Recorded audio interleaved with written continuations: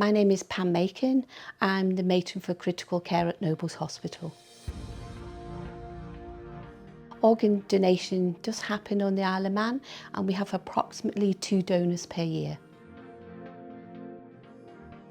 When organ donation goes ahead, I feel it's important to express that when a patient comes into the intensive care unit, we do everything we can to save that person's life. When the time comes that is futile, we would then consider organ donation.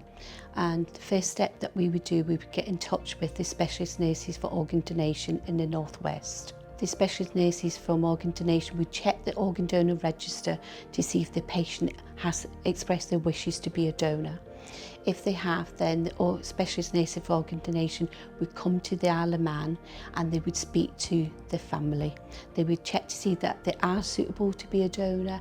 They would then speak to the family, they would gain consent, and then retrieval teams would come to Nobles Hospital. They would go into theatres, normally it's out of hours, and they would do the retrieval of the organs, and they're transported normally to the UK. Everything is done really respectfully, really dignified, and we look at the patient's wishes and also the family's wishes as well.